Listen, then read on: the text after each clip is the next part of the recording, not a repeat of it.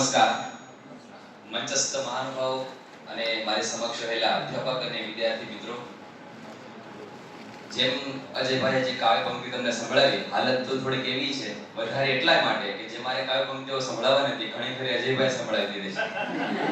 કેટલીક વાતો આપણા મુખ્ય વક્તાશ્રીએ કરી આપી છે, એટલે હું તમારી સામે તમે છો એવા જ એવો ને એવો ઊભો છું. તેમ છતાંય કેટલીક વાતો મારે તમારી સમક્ષ કરવી છે અને એ તો હું કરીશ. અને એના માટે શરૂઆતમાં અંકિત ત્રિવેદીના શબ્દો તમને કહું છું કે લાગણીના જળ વડે મર્દન કરું છું. લાગણીના જળ વડે મર્દન કરું છું. શબ્દો કાગળ પર ઘસી ચંદન કરું છું. બે ગઝલ બે કવિતાના પુષ્પો અર્પણ કરી. બે ગઝલ બે કવિતાના પુષ્પો અર્પણ કરી પ્રથમ માતૃભાષાને વંદન કરું છું. પ્રથમ માતૃભાષાને વંદન કરું છું. તો મધ્યે વિછળી એવી આપણને ગરવા ગુજરાતની ગુણિયલ ગુજરાતી ભાષા પ્રાપ્ત થઈ છે. અને અત્યાર સુધી આપણે આવડા મોટા થયા ત્યાં સુધી આ માતૃભાષાની ધૂળમાં આપણે આળોટ્યા છે. એનું આપણને સૌને ગૌરવ છે. તેમ છતાં હું તમને એક પ્રશ્ન પૂછું કે ગુજરાતી એ આપ સૌની માતૃભાષા છે, એનું આપ સૌને ગૌરવ છે? હા, બધાને ગૌરવ છે કે અમારી માતૃભાષા એ ગુજરાતી છે. બીજો પ્રશ્ન એ છે કે તમને શાનું ગૌરવ છે એમાં? એવું તો તમે માતૃભાષામાં શું જોઈ ગયા કે તમને ગૌરવ થાય છે? શું કેવું બોલો? બોલવાની મજા તો દરેક ભાષામાં આવતી હોય, પણ માતૃભાષામાં આપણે એવું શું જોઈ ગયા? દરેકને પોતાની માતૃભાષા પ્રિય હોય છે. હિન્દી ભાષી હોય એમને પણ પ્રિય છે. તો ગુજરાતીમાં આપણે એવું શું જોયું કે મને ખરેખર ગૌરવ થાય છે, એટલે કે ગુજરાતીને જાણીએ છીએ ખરા? બીજો પ્રશ્ન પૂછો કે તમને બધાને ગુજરાતી ક્યાંથી આવડી? કોઈ જગ્યાના વર્ગ કરવા ગયા હતા? ના, અમારા ઘરમાં અમારા વડીલો જેવી ભાષા બોલતા હતા એવી ભાષા અમને સૌને બોલતા આવડી ગઈ અને બોલીએ છીએ, મજાથી બોલીએ છીએ. પ્રશ્ન એ છે કે આપણા વડીલોને ગુજરાતી ક્યાંથી આવડ્યું છે? એ બધાને શું કેમ કરતા આવડી ગયું? તો થોડીક એક ભાષાની ઉત્ક્રાંતિની તમને એક ચોખ્ખી એક ઝલક આપું કે આપણે સૌ ગુજરાતી ભાષાનું મૂળ સંસ્કૃત ભાષામાં જોઈએ છીએ. અને છે એક સમય એવો છે કે ભારતમાં અત્યારે જેમ હિન્દીનો પ્રભાવ છે એમ સંસ્કૃતનો પ્રભાવ છે. એમાં દક્ષિણ ભારત એક ન એ સિવાયના પ્રદેશમાં સંસ્કૃત ભાષી ભાષકો વર્ગ રહે છે. બધા જ મજાથી સંસ્કૃત બોલે છે, પણ કાળાંતરે બે એવા ફાંટા પડે છે કે એક જે વિદ્વાનો છે એ સંસ્કૃતના સ્પષ્ટ ઉચ્ચારણ કરે છે, અને એક વર્ગ એવો છે કે જે અલ્પ શિક્ષિત છે કે જેમને સાંભળીને ભાષા બોલવાની છે, પોતાની જીભ જે રીતે ઉચ્ચારી શકે એ રીતે. એટલે સંસ્કૃતમાંથી થોડીક વિકૃત થઈ અને એક નવી ભાષા જન્મી, જેને આપણે પ્રાકૃત ભાષા કહીએ છીએ. જે પ્રાકૃતના પણ પાલી, પ્રાકૃત એવા અપભ્રંશ તમે અલગ અલગ નામ સાંભળ્યા છે, તો માગધી, અર્ધમાગધી, પાલી એ બધું. તો સંસ્કૃતમાંથી એક બીજી ભાષા જન્મી, એ છે પ્રાકૃત. પ્રાકૃત છે એમાં પણ કાળાંતરે કેટલાક શાબ્દિક ઉચ્ચારો, લેખનગત વ્યવસ્થાઓ બદલી અને એક નવી ભાષા જન્મી, એ અપભ્રંશ છે.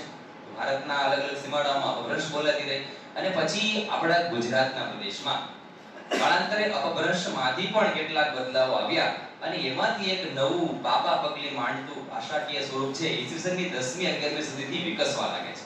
વિકસતું ઈસવીસનની 15મી સદીમાં સ્થિર થાય છે અને આપણને મળે છે ગુજરાતી ભાષા. તો આપણે બધા જે ભાષા બોલીએ છીએ આપણને ક્યારથી મળી છે?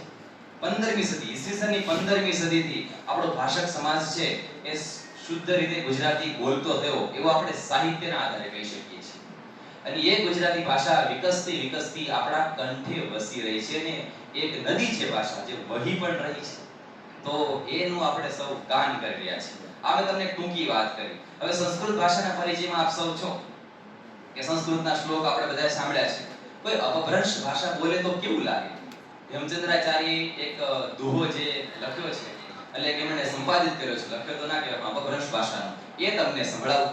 એક કન્યા છે, એમના વાત છે, બહુ વધારે અંગ્રેજી ગુજરાતી એનું નહીં કરું, પણ અપભ્રંશ કંઈક આવી છે, લખ્યું છે કે વાયસુ ઉડ્ડાવતી અયે પીવું દિઠ્ઠ સહસતી. અપભ્રંશ ભાષા આવી બોલવી પડે કે વાયસુ ઉડ્ડાવતી અયે પીવું દિઠ્ઠ સહસતી અદ્ધા વલયા મહી ગયા અદ્ધા ફૂટ તળતી. તમને આની કથા કહું તો મજા પડી જાય, પણ કથા આજે નહીં કરું. પણ આ જે અપભ્રંશ કંઈક આવી લાગે. હવે જૂની ગુજરાતી ભાષા પછી આપણી ગુજરાતી બની છે. અપભ્રંશ પછી જૂની ગુજરાતી અને ગુજરાતી એવા આપણે નામકરણો અલગ અલગ કર્યા છે, જેને પ્રાચીન ગુજરાતી પણ કહેવાય. વસંતી વિલાસ ફાગુ એક અજ્ઞાતકર્તાની કૃતિ છે, એમાં એવું લખ્યું છે કે કેસુય કલી અતિ વાંકોડી, કેસોએ કલી અતિ વાંકોડી આંકોડી મયણજી જાણી એની વિરહણીના કાલીજ કાઢી તાણી. સમજાઈ ગયું? તો કે હજી આમાં કઈ મેળ પડતો નથી. આ જૂની ગુજરાતી ભાષાનું અને અપભ્રંશ મિશ્રિત ગુજરાતી ભાષાનું સ્વરૂપ છે. 15મી સદીમાં એક સર્જક આવે અને લખે, નિરખને ગગનમાં કોણ ભૂમિ રહ્યો, તેજ હું શબ્દ બોલે, અખિલ બ્રહ્માંડમાં એક તું શ્રી હરિ, જુજવે રૂપે અનંત વાસે, દેહમાં દેવતું તેજમાં તત્વતું, શૂન્યમાં શબ્દથી વેદવ્યાસ. એમ કરીને આજે આખી વાતો કરી. હવે આનું તમને મારે ગુજરાતી ન કેવું પડે. કેવું પડે? વૈષ્ણવ જન તો તેરે રે કહીએ જે પીડ પરાઈ જાણે રે. ન કેવું પડે. તમને ગુજરાતી ન કેવું પડે એવું લખાવાની શરૂઆત ઈસવીસનની 15મી સદીમાં થઈ. આ આપણી માતૃભાષા એ સાહિત્યિક દરજ્જો મેળવે છે. હજી હેમચંદ્રાજ, હજી આપણે વાત કરી કે નરસિંહ મહેતા પોતાની ભાષાને ગુજરાતી કહેતા નથી. એ તો અપભ્રષ્ટ ગીરા એવો શબ્દ સાંભળવા મળે. કવિ ભાલણના આખ્યાનો તપાસીએ તેમાંથી ગુર્જર ભાખા શબ્દ મળે. પણ 17મી સદીનો એક સર્જક હિન્દીમાં કાવ્ય રચના કરી પોતાના ગુરુજી પાસે જાય છે. જો ગુરુજી, આપણી ભાષામાં તો લખું છું પણ મને હિન્દીમાં પણ લખતા આવડે છે. અને ગુરુજીએ જોયું, ફાડી કર્યું ઘા એની સામે કે તું હજી તો આપણી માતૃભાષામાં બરાબર પગ જમાવી શક્યો નથી, તો બીજી ભાષામાં કેમ સર્જન કરવા પ્રવૃત્ત બને છે? ઉંબરને મૂકી અને ડુંગરની પૂજા શા માટે કરે છે? તારે આપણી ભાષાનું ગૌરવ વધે એવા કંઈક કાર્ય કરવા જોઈએ. અને જો એ સર્જક શું કરે છે? પોતાના ગુરુના જે વચનો છે એ માથે મૂકે છે અને પોતાની પાઘડી છે ને ઉતારે છે અને લખે છે. અને કઈ પ્રતિજ્ઞા શું લે છે કે જ્યાં સુધી મારી ભાષાને અન્ય ભાષાથી પ્રતિષ્ઠા નહીં મળે ત્યાં સુધી પાઘડી નહીં પહેરું. આપણે પ્રતિજ્ઞાઓ લેતા હોય, ચપ્પલ નહીં પહેરવાની લેતા હોય છે, પણ આપણે તો ભાષા માટે પ્રતિજ્ઞા લીધી છે. વિચારો. અને એ સર્જકે કેટલાય બધા આખ્યાનો લખી અને ગુજરાતી ભાષાને રળિયાત કરી છે. તો આવી માતૃભાષા આપણને સાંભળી છે અને મળી છે. અને એ માતૃભાષા વિશે કેટલાય કવિ લેખકોએ શું કર્યું છે? તો પોતાનું મહિમા ગાન કર્યું છે કે આપણી માતૃભાષા કેવી છે. તો એમાંના કેટલીક વાતો તમને હું ખાસ તો કરવા માંગુ છું. સાહેબે ઘણી વાતો કરી કે માતૃભાષા એ સંસ્કારની ભાષા છે. આપણા માતૃભાષા જાય તો સંસ્કાર જશે. દૂધ ભાષા છે. રવિન્દ્રનાથ ટાગોર એવું કહે છે કે માતૃભાષા તો માતાનું ધાવણ છે. અને એ આપણે સૌએ કીધું છે. અને એવી જ રીતે ગુણવંત શાહ પણ એવું કહે છે કે જે બાળકોને પોતાની માતૃભાષાના ઉત્તમ અંશોનો પરિચય નથી થયો ને એ બાળકો અનાથ છે. તો આ જે માતૃભાષા ઉત્તમ અંશોનો પરિચય આપણને થતો રહેવો જોઈએ. એટલે કે શું? તો કે આપણે આખો દિવસ ગુજરાતી ભાષામાં જીવીએ છીએ અને સાંજે સૂઈ જઈએ તો સ્વપ્ન આપણે અંગ્રેજીમાં જોતા નથી. સ્વપ્ન શેમાં આવે છે? આપણને ગુજરાતી. આપણે સૂઈ ગયા હોય ત્યારે આપણામાં એક ભાષા જાગતી હોય છે. એ છે આપણી માતૃભાષા, જે 24 કલાક સતત આપણી જોડે છે, રહેતી હોય અને આપણામાં ધબકતી હોય છે. આપણે માત્ર એને જાણવાની, વિશેષ રૂપે જાણવાની વાત છે. કેમ કે હું જે ગુજરાતી બોલું તમને બધાને સમજાય છે? સમજાય તો છે ને? તો બસ વાત એ જ છે કે આપણે જે હમણાં કહ્યું કે ભાઈ વાત મારી જેને સમજાતી નથી, ગમે તે હોય પણ ગુજરાતીને તમે બધા ગુજરાતી છો અને સમજાય છે, તો પછી બીજી તો શું વાત હોય? પણ આપણે ભાષાને જાણીએ છીએ, ભાષા વિશે શું જાણીએ છીએ, આ એ પણ બહુ મહત્વની વાત છે. એના પ્રત્યે આપણે થોડા પ્રવૃત્ત બનીએ એવી પણ એક વાત છે. તો આ કંઈક ભાષાની થોડીક વાતો થઈ. અને તમને કહ્યું તેમ કે નરસિંહ મહેતા છે એ ગુજરાતી સાહિત્યમાં સૌપ્રથમવાર શું કરે છે? તો ગુજરાતી ભાષાને સાહિત્યની ભાષા બનાવે છે. એ નરસિંહ મહેતા વિશે હરીશ મીનાક્ષીએ શું લખ્યું છે? આમ તો ગુજરાતી ભાષા વિશે કે અમે તો સંતોના સોબતિયા નહીં જાદુગર કે જોશી. અમે તો સંતોના સોબતિયા નહીં જાદુગર કે જોશી. ગુજરાતી ભાષાને નાતે અમે નરસિંહના પાડોશી. ગુજરાતી ભાષાને નાતે અમે નરસિંહના પાડોશી. આપણે એ નરસિંહ મહેતાના સૌ પાડોશી છીએ, જેમ સર્જક કહે છે એમ જ. અને આવી રીતે જરા વાત કરી અખો ભાષા વિશે શું વાત કરી કવિ અખો છપ્પાકાર સાહેબે પણ એમના ઉલ્લેખ કર્યો એમના વ્યાખ્યાનમાં. એ કહે કે ભાષાને શું વળગે ભૂર જે રણમાં જીતે તે શૂર. એમનું તો એવું કહેવું છે કે ભાષાને શું વળગે ભૂર જે રણમાં જીતે તે શૂર. સંસ્કૃત બોલે તે શું થયું? પ્રાકૃતમાંથી કઈ નાસી ગયું. એટલે આ વાત એ છે કે ભાષા બદલાતી આવી. કેટલાક લોકો એવું પણ કહે છે બગડતી આવી. પણ વાસ્તવમાં ભાષા બગડતી હોતી નથી. ભાષાનો વિકાસ થતો હોય છે, વિકસતી હોય છે. ભાષક સમાજ જે દિશામાં એ ભાષાને લઈ જતો હોય છે એ દિશામાં ભાષા ગતિ કરતી હોય છે. પણ વાત એ છે કે ભાષક સમાજ જાગૃત હોવો જરૂરી છે કે મારી માતૃભાષા છે એને કેવી રીતે ઉચ્ચારવી, બોલવી કે એટલે કે લખવી જોઈએ. તો આ વાત છે. કવિ શામળે તો એવું પણ કહ્યું છે કે ભાષામાં બહુ ઉચ્ચતાની જરૂર નથી. સાદી ભાષા, સાદી કડી, સાદી વાત વિવેક, સાદામાં શિક્ષા કથે તે કવિ જનીએ. આવું કવિ શામળ આપણને કહે છે. અને કવિ દયારામ છે, એની ખાલી એક વાત કરું કે એમણે નાચતી કલ્લુરતી ગુજરાતની ગોપી તરીકે કવિ નાનાલાલ ઓળખાવે છે. અને જો કેવી સહજતાથી આપણે સમક્ષ વ્યક્ત થાય કે હું શું જાણું જે વાહલે મુજમાં શું દીઠું. હું શું જાણું, મને શું ખબર કે મારા શું ગયા શું જોઈ ગયા. ઈશ્વરની વાત છે, બીજા કોઈની વાત છે કે હું શું જાણું જે વાહલે મુજમાં શું દીઠું. વારે વારે સામું ભાળે મુખ લાગે મીઠું. તો આ આપણી મીઠડી ગુજરાતી ભાષા છે અને એમાં મીઠા શબ્દો છે. આવા સરળતાથી વ્યક્ત કરનાર સર્જકો છે, માટે આપણને માતૃભાષા વધારે વહાલી લાગે. અને એ માતૃભાષા વિશે કવિ નર્મદે કેવી સરસ વાત કરી છે કે મને ફાંકડું અંગ્રેજી ન આવડવાનો અફસોસ નથી. મને ફાંકડું અંગ્રેજી ન આવડવાનો અફસોસ નથી, પણ મને કડકડાટ ગુજરાતી આવડવાનો ગર્વ છે. આ ગૌરવ લેવાની વાત, આપણે ગૌરવની વાત છે. મને મારી માતૃભાષા છે એનો પરિચય છે. કવિ દલપત રામ માતૃભાષા માટે શું કહે કે કહે દલપત રામ રાજા અધિરાજ સુણો, રૂડી ગુજરાતી વાણી રાણીનો વકીલ છું. પોતાને વકીલ ગણાવે છે કે હું ગુજરાતી ભાષા છે ની વકીલાત કરીશ. અને શું કહે છે કે આવ ગીરા ગુજરાતી તને અતિ શોભિત હું શણગાર સજાવું, જાણની પાસ વખાણ કરાવું અને ગુણજનમાં તુજ કીર્તિ ગજાવું. જે જાણે છે એની પાસે તારા વખાણ કરાવું અને જે ગુણીજનો છે જે તારા ગુણ પારખી શકે એમ છે એની પાસે તારી કીર્તિનું મહિમાગાન કરો. તો તમે અભ્યાસ કરતા હશો ખાસ કરીને ગુજરાતી અનુસ્નાતક ગુજરાતીમાં અથવા તો સ્નાતક કક્ષાએ ગુજરાતી વિષય સાથે આ બધા સર્જકોના નામ સાંભળ્યા છે. આ દરેકે શું કર્યું તો સમાજ સુધારો વળી કોઈ કર્યો છે, કોઈ ભક્તિમાર્ગી કાવ્ય લખ્યા છે, પણ એકંદરે ભાષામાં અને ભાષાનો વિકાસ થાય એવા દરેકે પ્રયત્ન ક્યાંક ને ક્યાંક કર્યા છે. અને તમે સૌએ અર્ધેશ્વર ખબરદારની પંક્તિઓ સાંભળી છે કે જ્યાં જ્યાં વસે એક ગુજરાતી ત્યાં ત્યાં સદાકાળ ગુજરાત. ગુજરાતી માત્ર અહીંયા જ નથી, પણ જે ગુજરાતી ભાષા બોલનારા વર્ગો જ્યાં બોલે ત્યાં કે જ્યાં જ્યાં વસે એક ગુજરાતી ત્યાં ત્યાં સદાકાળ ગુજરાત. ને જ્યાં જ્યાં બોલાતી ગુજરાતી ત્યાં ત્યાં ગુર્જરીની મોહલાલ. તો આપણે આ કાર્ય કરવાનું છે. ભાષા છે એ વિસ્તરવી જોઈએ, નહીં કે સીમિત બનીને રહી જવી જોઈએ. તો એ કામ આપણે કરીશું. વળી એક ગીત તમે તુષાર શુક્લનું વારે વારે સાંભળ્યું છે કે માતા છે ગુજરાતની ધરતી વતનની એ માટી છે. માતા છે ગુજરાતની ધરતી વતનની એ માટી છે. એ માટીમાં મૂળ છે મારા, ભાષા મારી ગુજરાતી છે. અને હવે બહુ મહત્વની વાત છે કે આપણે એને સાચવી જાણીએ. આપણે એને સાચવી જાણીએ, આપણને સાચવતીએ. આપણે એને સાચવી જાણીએ, આપણને સાચવતીએ. ધૂળ નથી છે કુળ આપણું, ભાષા મારી ગુજરાતી છે. ધૂળ નથી છે કુળ આપણું, ભાષા મારી ગુજરાતી છે. તો આપણને આ ગુજરાતી હોવાનું ગૌરવ હોય. મને કેમ ગૌરવ થાય મારી માતૃભાષા ગુજરાતી છે? તો આ ગૌરવની જ વાતો કરું છું કે આપણને આ માતૃભાષાને જાણી અને વિશેષ રૂપે જાણો તો ગૌરવના ફુવારા છૂટવા મળે. પણ એ જાણીએ તો કે માતૃભાષા છે કેવી રીતે, એને આપણે બોલીએ છીએ કેવી રીતે, વગેરે રીતે. તો આ ભાષા વળી સાહેબે એ પણ વાત કરી કે ભાષા સાથે આપણી સંસ્કૃતિ જોડાયેલી છે. હું એમાં થોડુંક ઉમેરો કરીશ કે ભાષા સાથે આપણી પ્રાદેશિક ઓળખ પણ જોડાયેલી છે અને જેને આપણે બોલીઓ કહીએ છીએ. કોઈ વ્યક્તિ તમારી સામે થોડોક સમય વ્યક્ત થાય છે તો એનો લહેકો એમાં આવતા વચ્ચેના કેટલાક શબ્દો ભલે ગમે એટલું શિષ્ટ બોલશે, પરંતુ એના પ્રદેશની ઓળખ છતી કરે છે. તમે જ્યાં પણ ક્યાંય વ્યક્ત થાવ છો એના તમારા કેટલાક શબ્દોમાં તમે કયા પ્રદેશના છો ને એ તમને બતાવી આપે એ તમારી ભાષા અથવા તો એમાં બોલાતી બોલી છે. એ બોલીના રંગ છે એનું પણ એ તમને જે હમણાં કાવ્ય સંભળાયું કે માં તુષાર શુક્લ લખે છે કે અલેલે કાં ફાયટાની કાંઈ, અલેલે કાં ફાયટાની કાંઈ, મગ ભર્યા છે મોઢામાં. તો એ બોલીનો વાક્ય છે. વળી જો કે મું પૂછું લ્યા ચોના દિયોર, ચોથી આયા ચોથી હેડ્યા.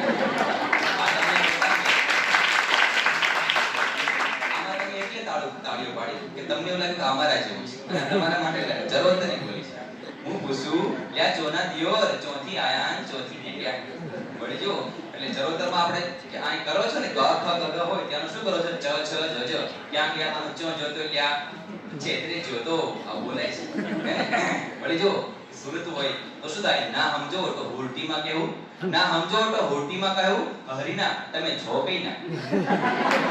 આ સુરતી વળી રઈશ મનિયાર સુરતના સર્જક અને એક ગઝલ એમની ગઝલમાં લખે કે પન્નીને પહટાય તો કેટો નહીં, પન્નીને પહટાય તો કેટો નહીં, વાહણ જો અટડાય તો કેટો નહીં. અમનાટ તો કેટો છે કે પાપડ પર ઉંચકી લેમ, અમનાટ તો કેટો છે કે પાપડ પર ઉંચકી લેમ, પછી માથે ચડી જાય તો કેટો નહીં.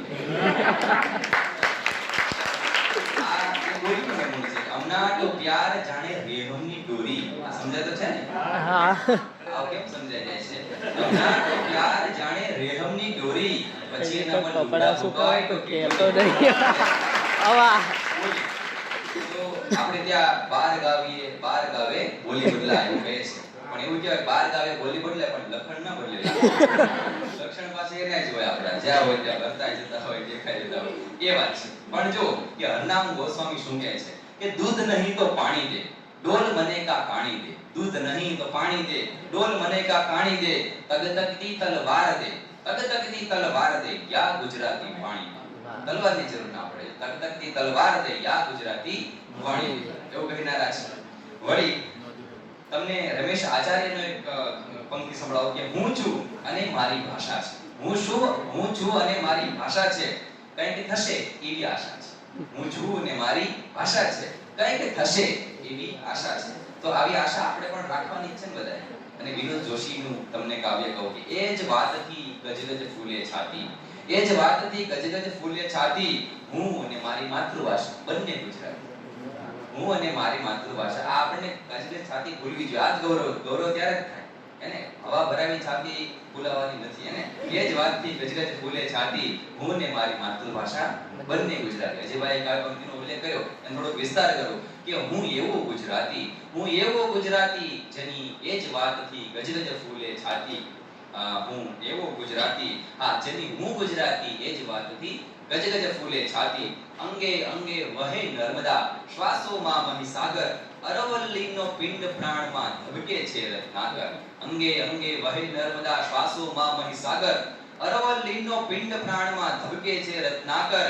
હું સાવજની ત્રાડ, હું સાવજની ત્રાડ, હું જ ગરવી ભાષા લચકાતી, હું એવો ગુજરાતી જેની હું ગુજરાતી એ જ વાતથી ગજગજ ફૂલે છાતી.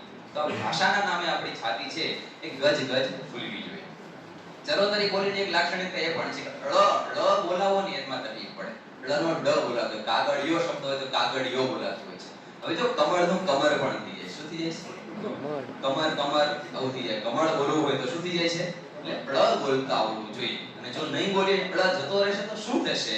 દેવિકા ધ્રુવ નામના એક બેને કાવ્ય લખ્યું છે કે ળ ન હોત તો ગોળ ગળ્યો ના હોત, ળ ન હોત તો ગોળ ગળ્યો ના હોત, ને સગળું સળવળતું ના હોત, ળ ન હોત તો ફળીએ મળ્યા ના હોત, ને કાળજે સોળ ના હોત. શબ્દ બોલવામાં ળ આવે છે. એને ળ ન હોત તો માળવે મળ્યા ના હોત, ને મેળે મેળાવડો ના હોત. હવે મેળે મેળાવડો ના હોત કેવું લાગે છે? આપણે ળ બોલતા શીખવાનું છે, નહીં તો મોડું થઈ જાય. એને કાળું કાળું થઈ જશે. તો એ શીખવાનું છે. ળ ન હોત તો ખોળિયું હેતાળ ન હોત, ને વાંસળીથી વ્યાકુળ ન હોત, ળ ન હોત તો કાગળ ઝળક્યા ન હોત, ને અને ઝાકળ ઝળહળ ન હોત, ળ ન હોત તો આંગળી ઝબોડાઈ ન હોત, ને જળ ખળભળ ન હોત. એક વર્ણ ન હોય તો કેટલી બધી ભાષાને ખોટ પડી જાય છે. આ તમને એનું એક વિશેષતા દર્શાવી છે. અને અર્થને તમે જે દિશામાં લઈ જાઓ તે દિશામાં જશે. પણ આ વર્ણની વાત છે. એક ગુજરાતી જે ચલચિત્ર છે એનું એક શીર્ષક હતું કે ઓઢું તો ઓઢું તારી ચૂંદડી. મેં થોડીક અર્થ બાબતમાં આવું છું. આ તો તમને એક વર્ણની વાત કરી. ઓઢું તો ઓઢું તારી ચૂંદડી. શું અર્થ કરવો?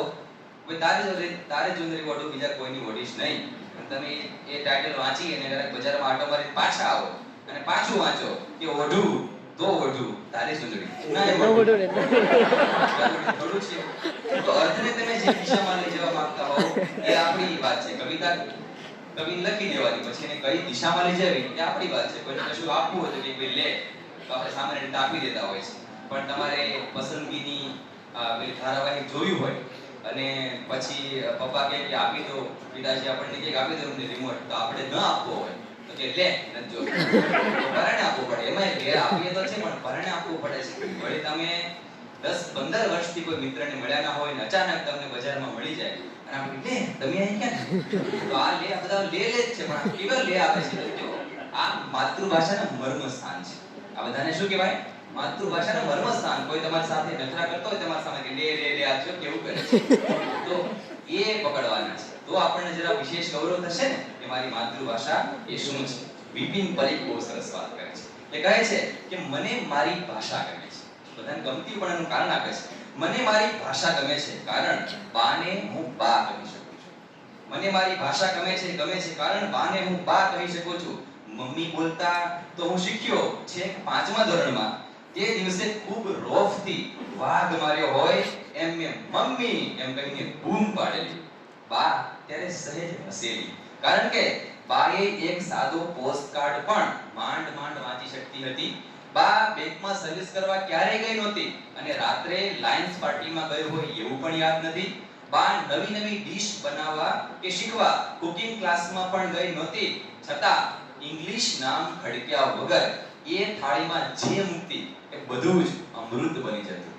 મને મારી ભાષા ગમે છે કારણ કે મને મારી બા ગમે છે. મને મારી ભાષા ગમે છે કારણ કે મને મારી બા ગમે છે. જુઓ, આમાં તાળી પાડવાની જરૂર નથી, જરૂર છે સમજવાની કે સર્જક શું કહેવા માંગે છે. આ બહુ મહત્વની વાત છે. વળી અદમ ટંકારવીનો શેર છે, થોડો વિસ્તાર કરીને કહું છું કે આપણે આવજો એવું કહે છે. શું કહે છે? આવજો. થોડી કઈ વાત બહુ વાર નહીં લગાડો, બરાબર? ભૂલ થવામાં છે કે સાવ નિર્મમ ના કહીશ ગુડ બાય. સાવ નિર્મમ ગુડ બાય. સારું થયું યાદ હો ગયા. આવું નહીં, સાવ નિર્મમ ના કહીશ ગુડ બાય તું ગુજરાતીમાં આવજો કહેવાય છે. સાવ નિર્મમ ના કહીશ ગુડ બાય તું ગુજરાતીમાં આવજો કહેવાય છે. તું મને પાલવનું ઇંગ્લિશ પૂછમાં, અહીંયા આંસુ ટીશ્યુ થી થાય છે.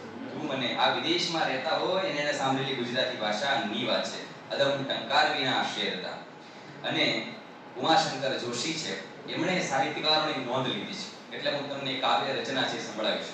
સદા સૌમ્ય શ્રી વૈભવે ઉભરાતી, મળી માતૃભાષા મને ગુજરાતી. રમે અન્ય સખીઓ થકી દેરી તાળી, સુધા કર્ણ સિંચે ગુણાળી રસાળી. કરે બોલતા જય ભર્યા ભાવ છાતી, રમો માતૃભાષા મુખે ગુજરાતી. રમો માતૃભાષા મુખે ગુજરાતી. અને આ માતૃભાષા આપણા સુધી પહોંચી શકી છે, એમાં કોનો કોનો ફાળો છે?